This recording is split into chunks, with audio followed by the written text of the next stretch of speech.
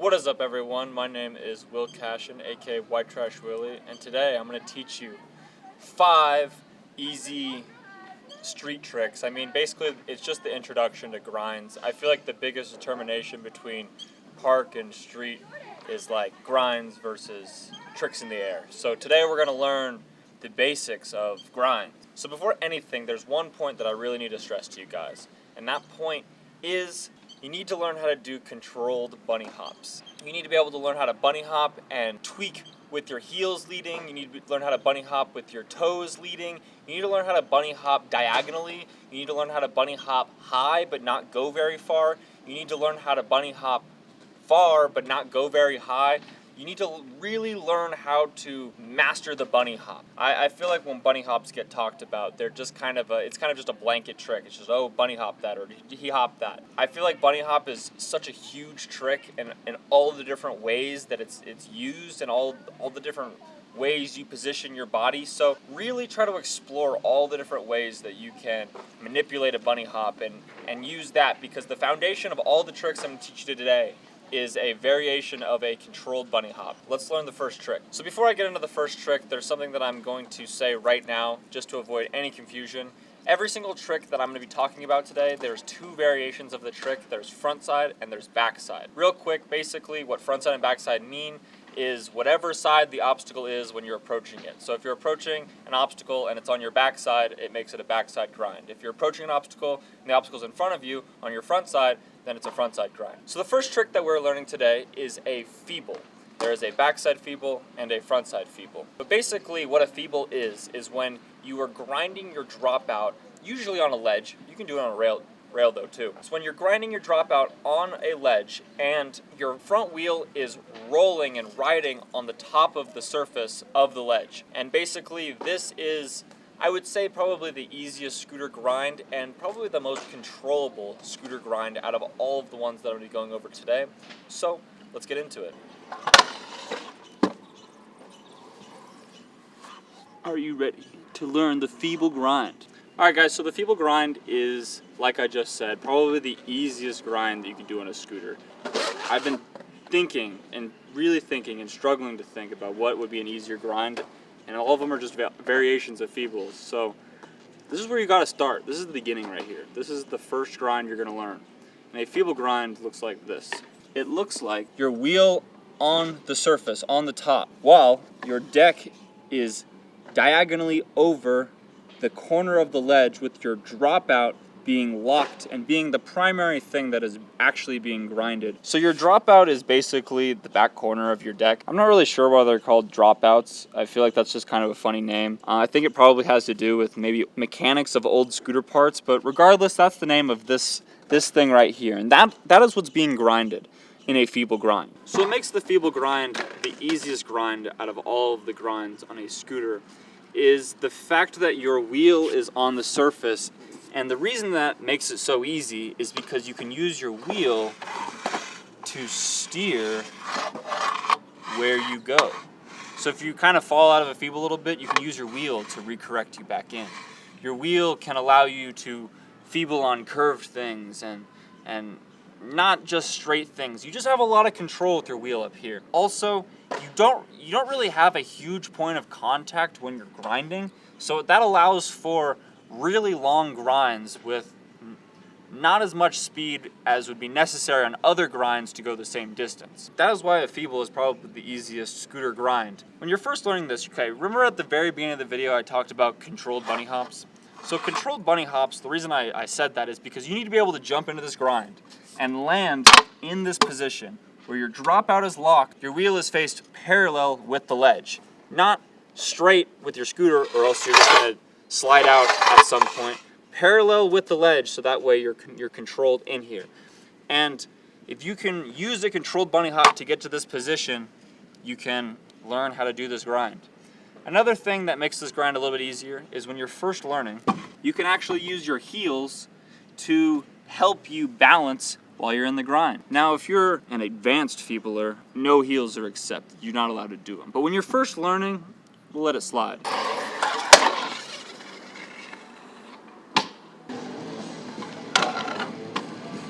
Let's talk about the front feeble. So the difference between a front feeble and a back feeble is, like I keep saying, the side that the obstacle is on when you're approaching it. So on the back feeble that we just learned, it is on my back side. So I jump into it like this.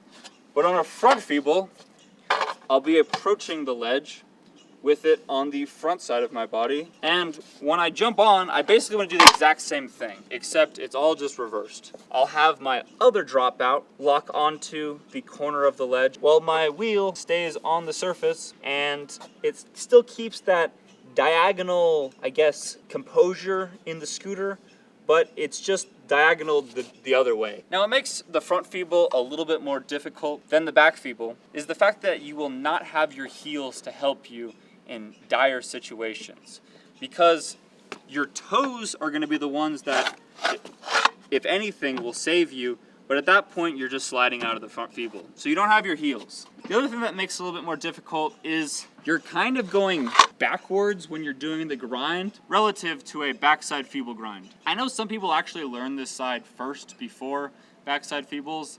That's sometimes common. But generally speaking, most people learn backside feeble and then frontside feeble. Yeah, let me show you what it looks like.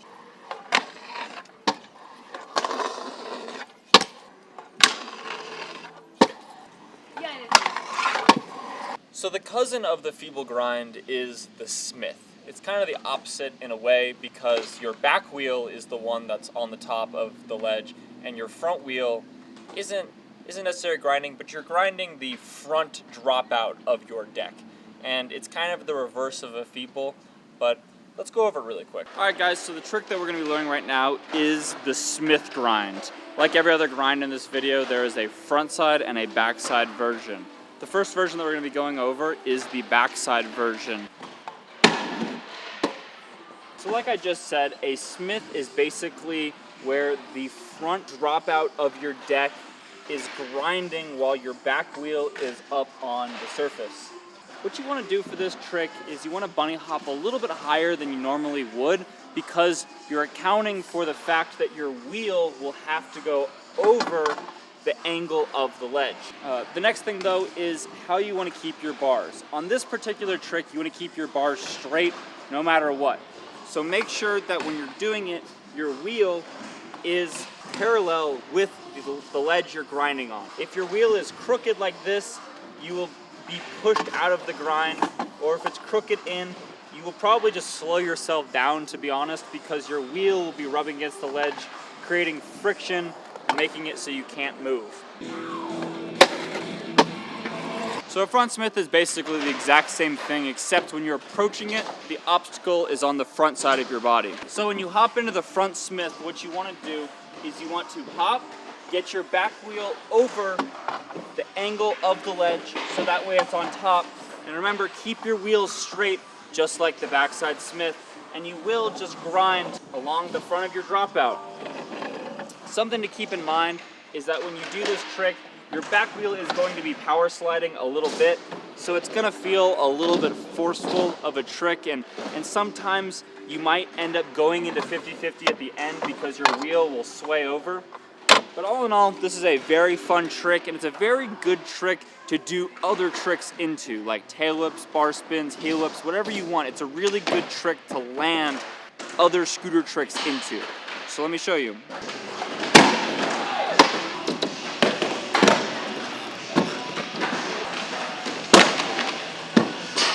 So if you combine grinding on your back dropout like a feeble and grinding on the front dropout like a smith, and just grind the entire half of your deck, the side of your deck, that becomes a 50-50 grind. And that is the third trick we're going to be learning today. So 50-50s are honestly one of my favorite tricks in the entire world. I love them so much. They're such a unique feeling trick, and there's so many variations that you can do with them.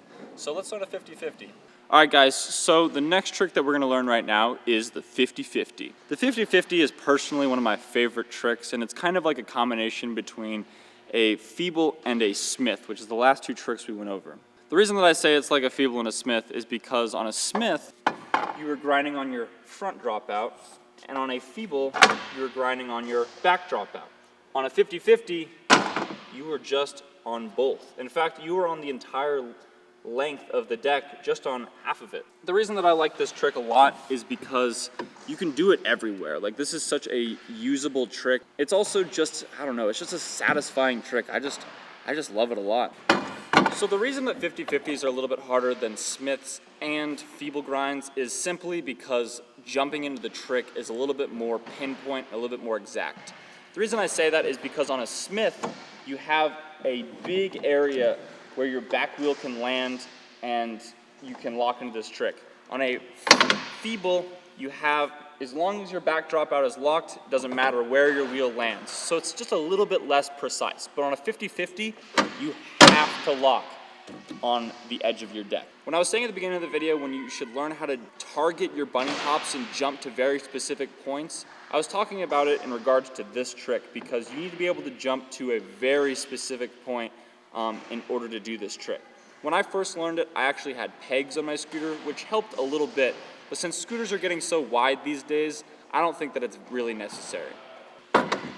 So when you're jumping into this trick, I wouldn't think about trying to lock your deck exactly on the top of it and trying to find this exact corner point you're going to try to match. I wouldn't worry about that. What I would worry about is actually having your wheels hit the side of the ledge, because if your wheels hit the side of the ledge, then your deck is guaranteed to be in the exact perfect spot. And that's just a little tip that I've found, and that helps a lot when you're learning how to do this trick on things that aren't necessarily a perfect square, like a circle rail.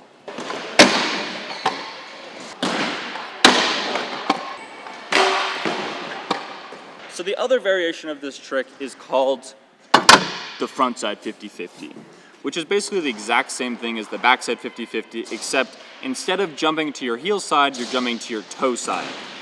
The funny thing about this trick is I actually think it's a little bit easier to pinpoint and spot the front 50 just because it's in front of you. Sometimes on a back 50, it's almost hard to spot exactly where you need to put it just because it's kind of behind you or underneath you. But on a front 50, you can really reach out and find that exact point to put your wheels against and then ultimately lock your deck into. So it's important to know that when you're learning 50-50s, you are absolutely going to miss at least a couple of them. It has this joke with this trick where it's called 50-50 because you miss half of them. That's what I've heard before. But really, you are going to miss 50-50s from time to time, so that's just part of the game, unfortunately. So when you're doing front 50s, or actually any 50s in general, it's very important to think about which way your wheel is turned. If your wheel is turned at all, it's actually going to make the area where you're grinding smaller. So if you have your wheel exactly straight, you're going to lock in and you're going to have as much grinding room as possible. Another thing to think about is if you turn your wheel in at all, you're going to create friction with your urethane and the ledge or the rail, and that's going to be tough because it's actually going to slow down your grind.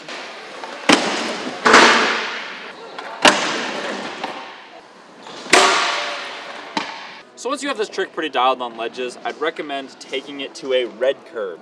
Try to find a red curb that's like a standalone red curb, just like this one. And the reason being is because a 50-50 is a great ledge trick that you can then do on rails. If you find a red curb like this one, it's kind of like a combination of a rail and a ledge, because it's a little bit skinnier, so you have to make sure you're super precise, but it's also will just feel exactly like a ledge when you're on it. So the next step to learning 50-50s even better is going past the red curb and taking it to a rail. I'd recommend honestly learning it on a square rail if that is what makes you feel good or makes you feel more safe, but ultimately you want to learn how to do it on a circle rail. And the reason being is because on a circle rail you can lean over and find the most perfect balance point in either backside 50 or frontside 50. Take what you know from learning this trick on ledges and on red curbs and apply it to this rail. And once again, you will fall from time to time, but once you learn this trick, I guarantee you it's going to be one of your favorites.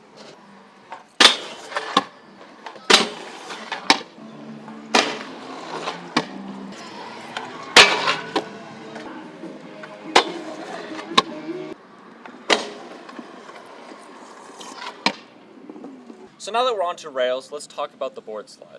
The board slide is probably the easiest rail trick that you can learn, and there's a lot that you can do with the board slide. They're just a really fun trick to have, and it will really make your scootering diverse if you learn this trick. This is unfortunate, but midway through filming the video, I really hurt my finger. Here's the clip.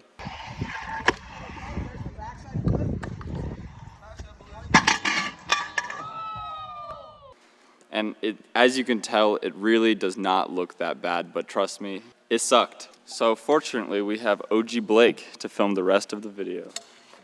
Facts. Dude, I'm looking so fine right now. Y'all aren't ready. That was a joke. Even with my broken finger, we're still gonna do this. All right, guys, let's learn the board slide. Like every trick in this video, there's two variations of it. There's the backside board slide, which we're gonna be going over first, and the frontside board slide, which we're gonna be going over second. The backside board slide is probably the easiest rail trick you can do, and it's a really great trick to learn that you can forever practice and forever learn, because board slides, I feel like, are such a functionable trick. Like, you can just do it on so many different things, and your creativity is basically the limit of where you can apply a board slide. So let's learn how to backside board slide really quick. When you're first learning a board slide, I would recommend that you find a rail that is square.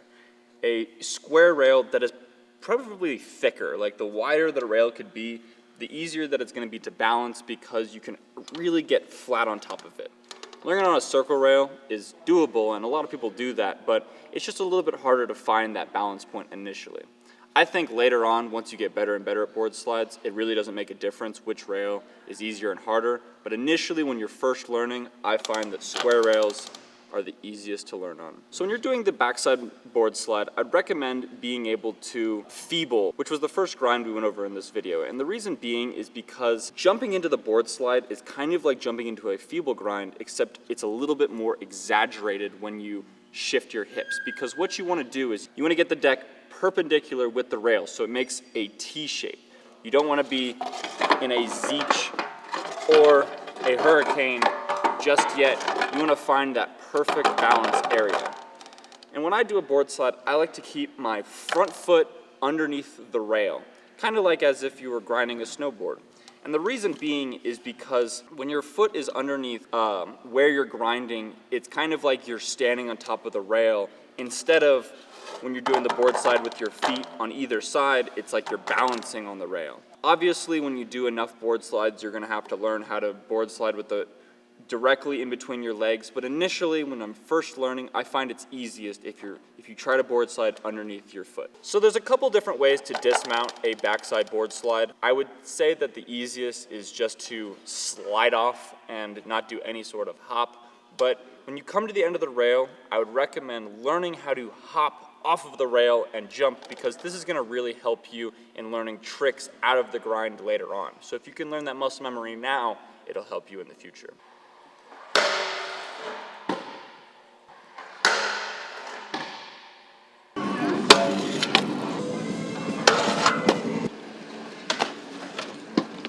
So that was backside board slide. Let's talk about frontside. So a frontside board slide is generally regarded as a little bit of a harder trick compared to a backside board slide. And the reason that is the case is because, like a Feeble, you can't use your heels to help you balance in a front board because your toes are going to be facing where your heels would be if you were going to compare the tricks side by side. Another reason that a frontside board slide is usually considered a harder trick is because, in a way, you're kind of going backwards on the rail. Everything is reversed. But do not be scared of this trick, because I'm going to teach you guys a few little tips right now that are going to help you with frontside board slides. If you want a more in-depth tutorial on this exact trick, I've actually made a video specifically about frontside board slides that you guys can check out, but I'm going to run over just a few of those steps right now. Like I just said on the backside board slide, I like to keep the rail underneath my front foot, and the frontside board slide is no different. I like to keep the rail underneath my front foot when I do this trick, because it gives you just the ultimate balance. Something that's a little bit different about this trick, though, is I don't like to keep the scooter exactly perpendicular with the rail like the board slide. I like to be a little bit angled like this. And the reason being is because when you're at this angle, you can position your shoulders so you're going straight, but if you are exactly perpendicular, you're probably going to be going more backwards, which can be a little bit harder to control. So I like to be at around this angle when I do a frontside board slide. When I do my frontside board slides, what I do is I like to keep my foot pretty much straight up and down the deck. I don't like to be like this or like this. That would be weird. I like to keep my foot pretty much straight, and if I do tilt it a little bit, I'm tilting my toe a little bit in. The reason that I have my foot straight like this is so that way I can stand and have my shoulders facing forward when I'm doing the trick. If I have my foot tilted in, my shoulders won't exactly be as straight as they would be as if my foot was straight. Another reason that I like to have my foot at this position is because if things get sketchy, I can always take my back foot off and use my back foot to catch myself on the rail. The rail is always going to be behind where you're grinding, so you can put your foot down on the rail to use it as a stepping stone to get off the rail or to stabilize yourself so that way you won't get hurt. So that's kind of a little, I don't know, cheat code that I found on this trick to ensure that you're not going to get bodied every single time you fail this trick. So the dismount is fairly similar to a board slide. The same rules apply. You can either just slide off of it or you can bunny hop. I like to kind of do a variation of both. I like to slide off and hop. I think that looks the best. But if you want to learn tricks out of this the best you can, I would recommend jumping.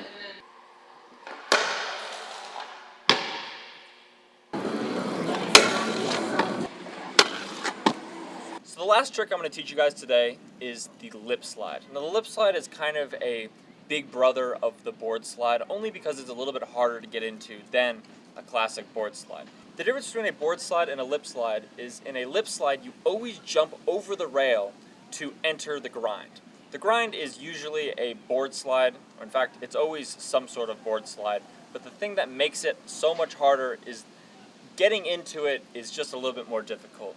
But if you learn how to board slide, this will be the next natural step to your progression.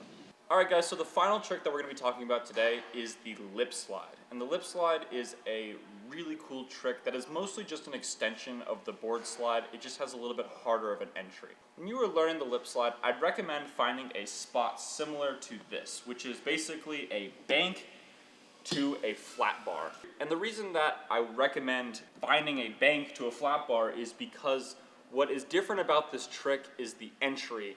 The exit of it is exactly the same, but if you have the bank right here or any sort of ramp, it's going to make the entry a little bit easier and just help you do this trick. So basically what a lip slide is when you jump with your scooter, bring your back end over the rail, and then enter the grind that way, opposed to just jumping on the rail and immediately going to the grind.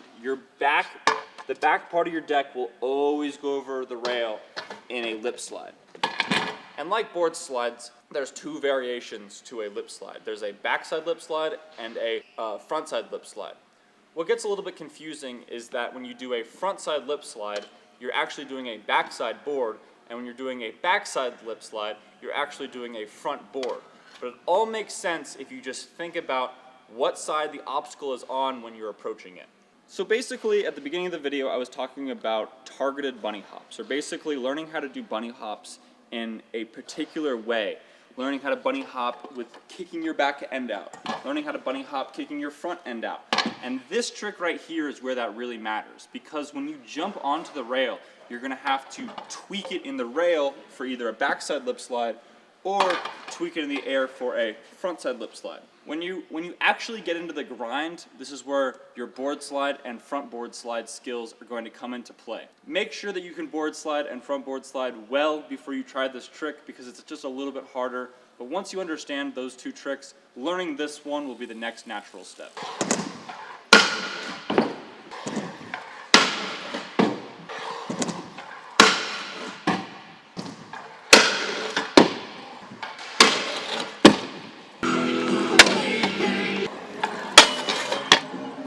Alright guys, well thank you so much for watching this video. I hope that these trick tips helped you out at least a little bit.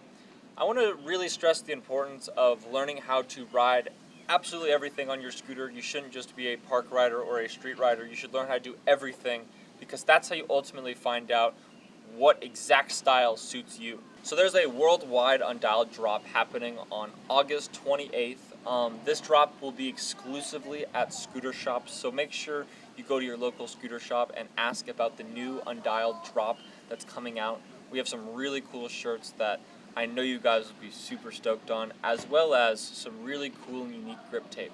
So make sure to go to your local scooter shop or check out your favorite scooter shop's website and look out for the drop. If you don't have any street style obstacles in your local skate park, we have some great tutorials on our YouTube channel right above me right here that show you guys how to make a rail without welding anything, and also a ledge also without welding anything, that you guys could have at your house and you guys can learn all these tricks on. I really appreciate you guys watching this video, and I'll catch you in the next one. Till next time, peace.